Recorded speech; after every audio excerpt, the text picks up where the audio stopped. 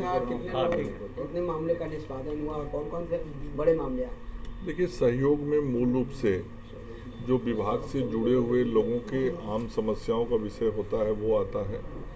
दूसरे विभाग के भी मामले आते हैं। आज आरा से, किशनगंज से, समस्तीपुर से, ऐसे कई जिले से लोगों के मामले ध्यान में आए हैं और लोगों ने अस्पताल के संदर्भ में बातें कहीं, कहीं स्वास्थ्य सुविधाओं को और बेहतर करने के संदर्भ में सुझाव दिए। वहाँ के सिविल सर्जन और वरीय चिकित्सा पदाधिकारियों से तुरंत मैंने बातचीत करके आवश्यक निर्देश दिया। इसके अतिरिक्त दूसरे विभागों के भी जो लोगों के दरखास्त है उससे संबंधित अधिकारियों को बातचीत हमने की है।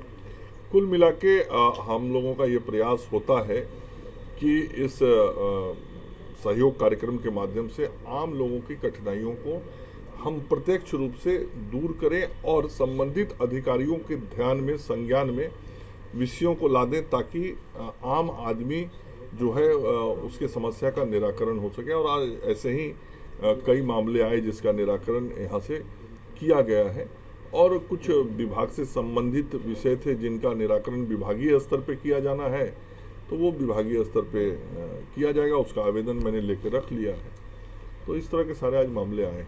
अरवल में जो सर टीकाकरण बढ़ाने के लिए जो नाम में जो हेराफेरी हुई है, नर्स के नाम नहीं, देखिए अरवल का जो मामला है वो लगभग 1 महीना पुराना मामला है और जैसे ही वहाँ के प्रखंड चिकित्सा पदाधिकारी को इस बात की जानकारी मिली तो तुरंत जो डाटा एंट्री ऑपरेटर थे जिनके जिम्मे ये काम होता है कि टाइप करना और फिर टाइप करके सूची को अपलोड करना, तो ऐसे डाटा एंट्री ऑपरेटर ने जो गलती की उसको तुरंत सेवा से मुक्त कर दिया गया। चूँकि विभाग ऐसे किसी भी गलती को बहुत ही गंभीरता के साथ लेता है और ये बहुत ही गंभीर विषय है, तो वहाँ प्रखंड चिकित्सा पदाधिकारी ने कार्रवाई की, वो वैसे डाटा एंट्री ऑपरेटर को सेवा मुक्त किया।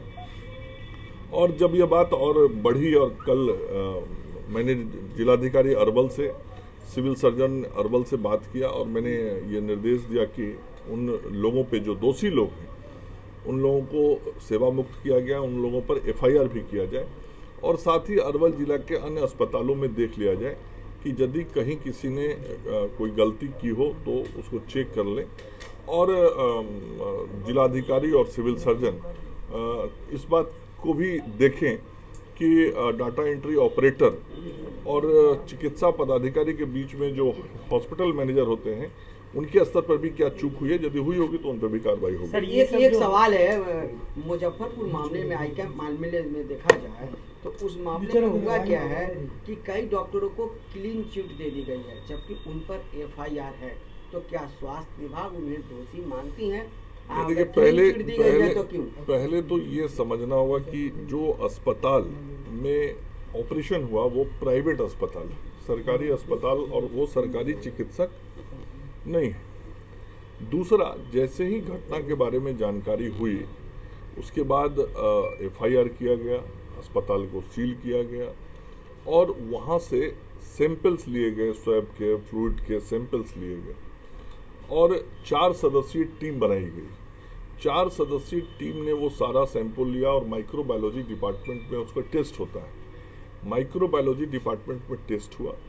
टेस्ट होने के बाद जो रिपोर्ट कल आई और जो चिकित्सकों ने मुझे बताया, मैं चिकित्सक नहीं हूँ इसलिए तकनीकी चीज़ों का बहुत विस्तार से मैं चर्चा नहीं कर सकता, लेकिन जितनी जानकारी चिकित्सकों ने मुझे दी उसके अनुसार जो माइक्रोबायोलॉजी डिपार्टमेंट में जांच हुआ उसमें जो इक्विपमेंट्स वगैरह या ट्रे वगैरह जिसमें उपकरण लाए जाते हैं जिसका उपयोग किया गया था उसमें बैक्टीरियल इन्फेक्शन पाया गया है। और उन लोगों का कहना था कि ऐसा जो काम करने वाले लोग होते हैं वो पैरामेडिक स्टाफ्स होते हैं, जो सपोर्टिंग स्टाफ्स होते हैं, उनके स्तर पर ये गलती हुई है। तो इसके आधार पे आगे की जो कार्रवाई होनी होगी कानूनी रूप से वो सारी चीजें आधार पर मैंने क्लीन चिट मिला है। कुछ जो डॉक्टर जो रिपोर्ट होगा कि जो माइक्रोबायोलॉजी डिपार्टमेंट का रिपोर्ट होगा वही रिपोर्ट ना आधार होगा किसी भी आगे की कार्रवाई के लिए। एक डॉक्टर 65 लोगों का ऑपरेशन किया है। मेडिकल काउंसिल ऑफ ये इंडिया सारे के पास नियम में मंत्री जी मात्र एक डॉक्टर 25 लोगों का ऑपरेशन कर सकते हैं, तो फिर 65 क्यों हुए? जितने नियमों की आप जानकारी दे रहे हैं, जो चिकित्सकों का जांच दल बना है, निश्चित रूप से चिकित्सक जो हैं उन सारे नियम कानून के आलोक में ही आगे की कार्रवाई के संबंध में अपना मंतव्य देंगे। और दोषी जो होंगे और उसको क्लीन चिट दिया जाएगा तो फिर विभाग कार्रवाई करेगा।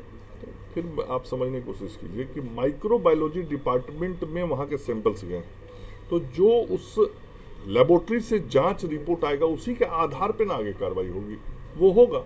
और जो डॉक्टर 25 से ज़्यादा जो ऑपरेशन कर दिए जो भी नियम है उस नियम के तहत जो दोषी होगा वो नहीं बचेगा। जातीय जनगणना को लेकर क्या कहना है? नीतीश जी तो बोल दिए हैं कि जातीय देखिए, जनगणना मेरे प्रदेश अध्यक्ष जी के संज्ञान में सब विषय है और माननीय उप मुख्यमंत्री जी को भी सब बात बताए गए, तो हमारे दोनों नेता हैं, दोनों नेता बातचीत करेंगे। सर, ओमिक्रॉन को लेकर के क्या कुछ सतर्कता है, क्या जागरूक किया जा रहा है? बूस्टर डोज को लेकर के क्या कुछ किया? देखिए, बूस्टर डोज के बारे में अभी तक भारत सरकार के स्वास्थ्य मंत्रालय या ICMR से कोई जानकारी नहीं दी गई है। जैसे ही ICMR से कोई गाइडलाइन मिलेगा, उस गाइडलाइन के आलोक में हम सब लोग जो भी डोज देने को कहा जाएगा वो देंगे। हमारी पूरी तैयारी है, लेकिन भारत सरकार का निर्देश, ICMR का गाइडलाइन जरूरी है। सर, ओमिक्रॉन को लेकर बिहार में क्या तैयारी की गई है अस्पतालों में? देखिए, ओमिक्रॉन को लेकर जो मुख्य रूप से तैयारी की गई है कि हवाई अड्डों पे सघन जांच करना, जो विदेश से आने वाले लोग हैं उन सभी लोगों का RT-PCR टेस्ट करना, रैपिड एंटीजन टेस्ट करना, और यदि कोई पॉजिटिव आता है तो फिर उसका जीनोम सीक्वेंसिंग कराना, और जीनोम सीक्वेंसिंग का लैब भी बिहार में शुरू हो गया है जो देश के कुछ ही राज्यों में है। और इन सारे चीज़ों के बाद यदि पॉजिटिव आएगा तो फिर उसका ट्रीटमेंट करना। तो इन सारे पहलुओं की पूरी तैयारी की गई। सर, ओमिक्रॉन को लेकर कई लोगों में डर है कि डबल वैक्सीन लेने के बाद भी अगर ओमिक्रॉन हो जाता तो क्या ऐसा पॉसिबिलिटी है? देखिए, जैसा चिकित्सकों का कहना, मैं चिकित्सक नहीं हूँ, लेकिन जैसा चिकित्सकों का कहना है और जो चिकित्सा क्षेत्र के विशेषज्ञ हैं, जिसको हम साइंटिस्ट कह सकते हैं हेल्थ सेक्टर के, वैसे लोगों का कहना है कि दोनों डोज लेने पे खतरा कम हो जाता है। तो सबसे पहले तो आप लोगों के माध्यम से मेरा राज्य की जनता से यह आग्रह है कि फर्स्ट डोज सब लें, और जिनके सेकेंड डोज का समय आ गया है वो जाके सेकेंड डोज लेना ना भूलें। Thank you. धन्यवाद। चलिए।